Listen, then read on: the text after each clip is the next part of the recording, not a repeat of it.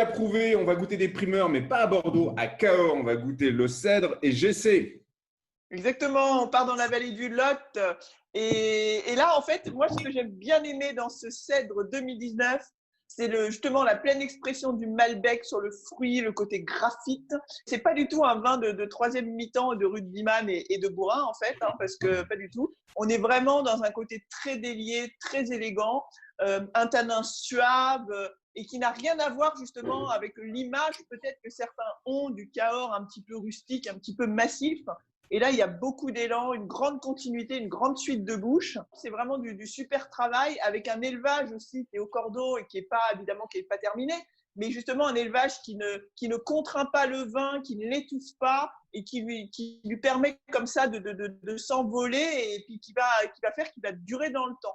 Donc, c'est une très, très belle expression du Malbec. Moi, j'aime les vins fins, quitte à ce qu'ils ne soient pas trop puissants.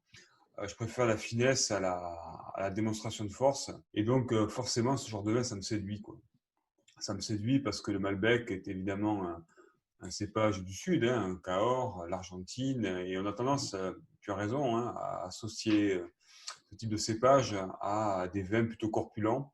Ce n'est pas du tout le cas ici. D'ailleurs, ça fait 13 degrés d'alcool, donc c'est tout à fait raisonnable. C'est un vin avec un parfum, on est absolument somptueux, on est sur la violette, la rose, la cerise écrasée, c'est juste superbe, c'est très engageant. Pascal Vérard, il a ce don de maîtriser ses tanins et d'en faire une texture soyeuse, très caressante. C'est un vin qui a beaucoup d'élégance.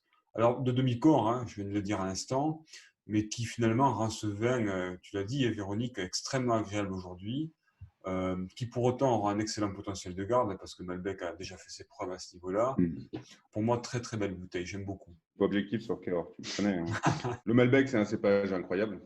Pour moi, il y a des cépages à venir. Il y a le Cabernet Franc et le Malbec. Avec des vins comme ça, on découvre la qualité qu'on peut atteindre de fruits d'un Malbec qui est pas passé dans des barriques qui l'ont maquillé. Moi, je me régale.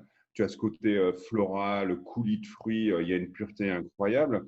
La structure, elle est là, de manière, on ne pourra jamais la gommer. Les Cahors, il y a 15-20 ans, c'était plutôt des premières ou deuxième lignes, un peu trapu ou un peu loin. Là, on est à un super centre. Pour moi, ça me fait penser à Josion, quoi.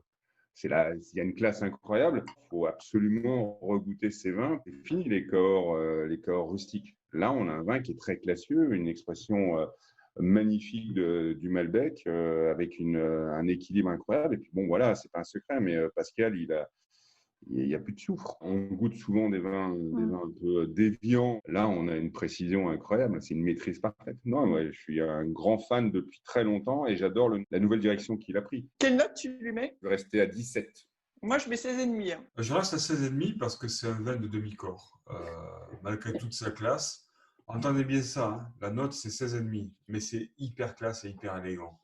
Donc parfois il faut aller au-delà de la note pour comprendre l'intérêt du vin. Bu approuvé. Ah ouais, Totalement. Bu tout court.